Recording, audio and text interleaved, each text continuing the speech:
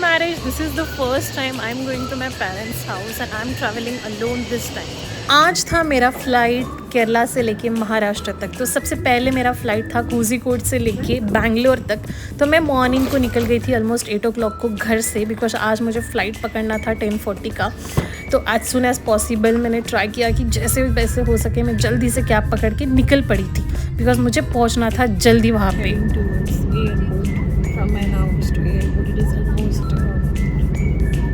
30 to 40 minutes, so let's reach before time because before 9:40 I have to reach, otherwise my bag I will not be able to check in, so it is important to reach me early.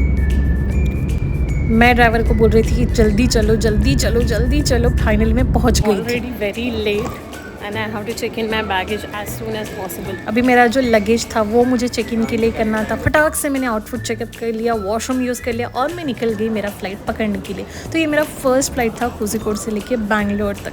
तो finally boarding हो गया था, मैं flight में बैठ गई थी। बैठे बराबर मैंने स्टार्ट किया सोना।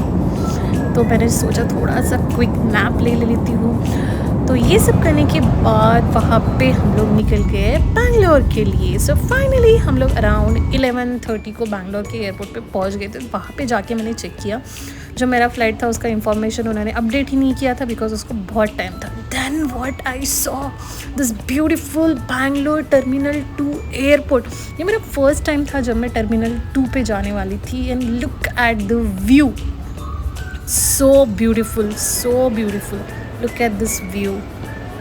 Oh my god, everything is made up of with bamboo मतलब इसको wood बोलेंगे, उससे बनाया था। and everything was so perfect and so beautiful, very nice. Then I was so hungry, so I ordered few food. I just don't understand why we don't have a direct flight from Kerala to Maharashtra. I am here, almost 12 o'clock in Bangalore airport and my next flight is at 6:30. So till that time I have to just stay here doing nothing. It's really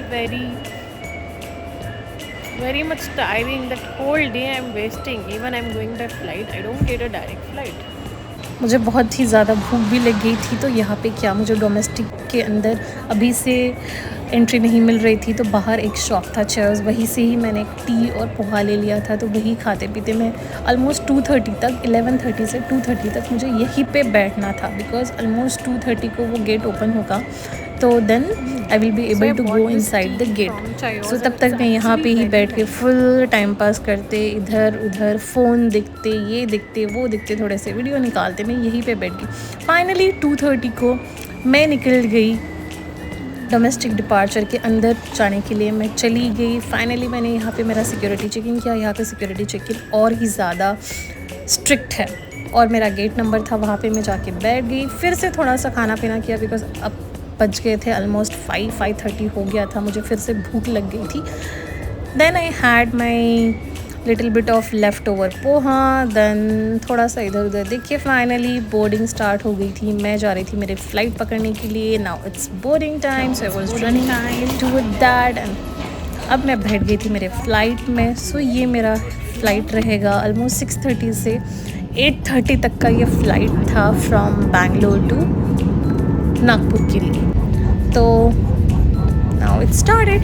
फिर से 8:30 तक wait करना था। Then finally मैं पहुंच गई थी नागपुर के एयरपोर्ट पे, जो मैं दिन भर, जो मॉर्निंग के 8 o'clock से निकल गई थी। फाइनली अब जाके मैं पहुंच गई। मेरे पेरेंट्स ऑलरेडी आ गए थे मुझे लेने के लिए।